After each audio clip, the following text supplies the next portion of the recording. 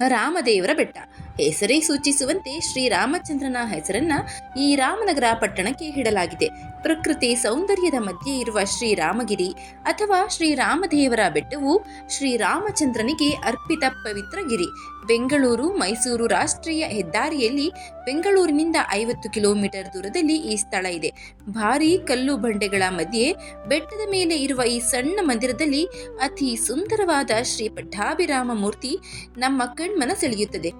ನಮಸ್ಕಾರ ಸ್ನೇಹಿತರೆ, ಎಲ್ಲರಿಗೂ ಮಾನು ಮನೋಜ್ ಕನ್ನಡ ಯೂಟ್ಯೂಬ್ ಚಾನಲ್ಗೆ ಸ್ವಾಗತ. ಇವತ್ತಿನ ವಿಡಿಯೋದಲ್ಲಿ ರಾಮದೇವರ ಬೆಟ್ಟದ ಬಗ್ಗೆ ತಿಳಿದುಕೊಳ್ಳೋಣ. ಈ ಮಂದಿರ ತಲುಪಲು ನೀವು ಹಿತವಾದ ದಟ್ಟ ಅರಣ್ಯ ಮತ್ತು ಸೊಂಪಾದ ಹಸಿರಿನ ಮಧ್ಯೆ 400 ಮೆಟ್ಟಿಲುಗಳನ್ನು ಹತ್ತಬೇಕಾಗುತ್ತೆ. ಇನ್ನು ಈ ಸ್ಥಳದ ಪುರಾಣ. ರಾಕ್ಷಸ ರಾವಣನನ್ನ ಸಂಹರಿಸಿದ ಮೇಲೆ ಶ್ರೀರಾಮಚಂದ್ರನು ಅಯೋಧ್ಯೆಗೆ ಹಿಂತಿರುಗ್ತಾನೆ. ಅಯೋಧ್ಯೆಯ ರಾಜನಾಗಿ ಶ್ರೀರಾಮನಿಗೆ ಪಟ್ಟಾಭಿಷೇಕವೇನೋ ಆಯಿತು.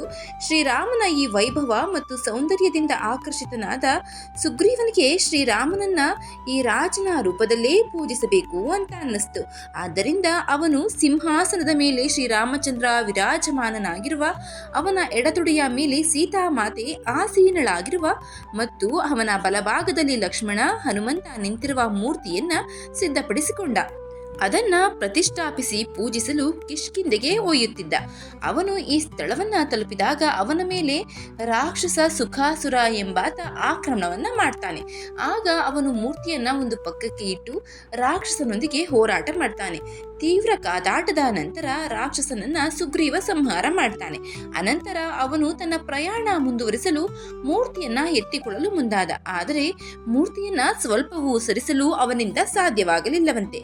ಸೊಂಪಾದ ಮರಗಳು ಮತ್ತು ಬೆಟ್ಟಗಳ ಮಧ್ಯೆ ಈ ಸುಂದರ ಪರಿಸರದಲ್ಲಿ ಪೂಜಿಸಲ್ಪಡಬೇಕೆಂಬುದು ಶ್ರೀರಾಮನ ಇಚ್ಛೆಯಾಗಿರುವಾಗ ಯಾರು ತಾನೇ ಆ ಮೂರ್ತಿಯನ್ನು ಕದಲಿಸಲು ಸಾಧ್ಯ?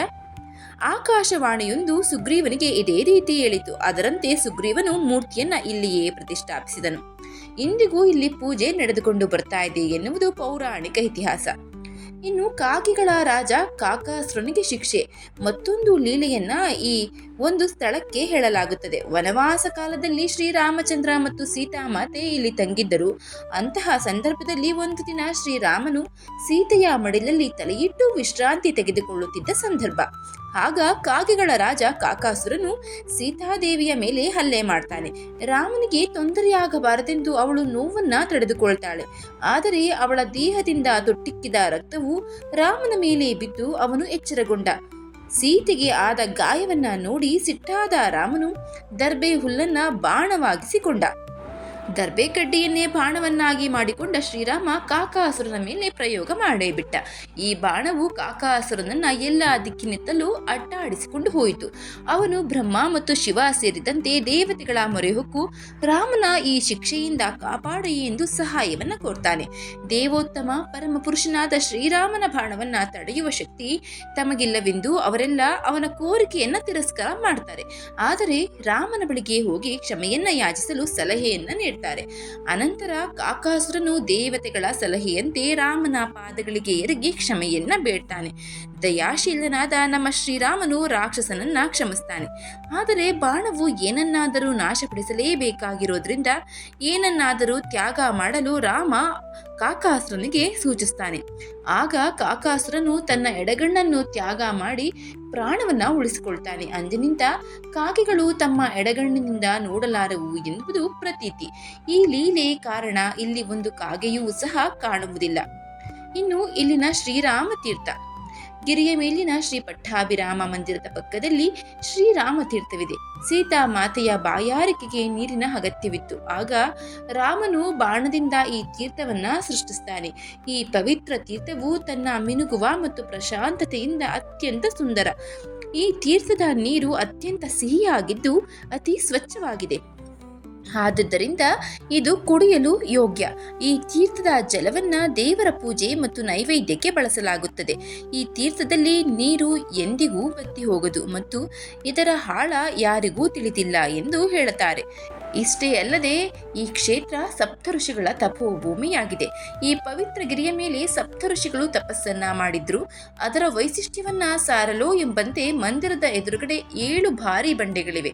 ಸೀತಾ ಮಾತೆಯು ರಾಮತೀರ್ಥದಲ್ಲಿ ಸ್ನಾನ ಮಾಡ್ತಾ ಇದ್ದಾಗ ಅರಿವಿಲ್ಲದಂತೆ ತಪ್ಪಾಗಿ ಋಷಿಗಳು ಅವಳತ್ತ ನೋಟ ಹರಿಸಿದರಂತೆ ಮತ್ತು ಅವಳು ಅವರಿಗೆ ಅಲ್ಲೇ ಕಲ್ಲಾಗುವಂತೆ ಶಾಪವನ್ನ ಇತ್ತಳಂತೆ.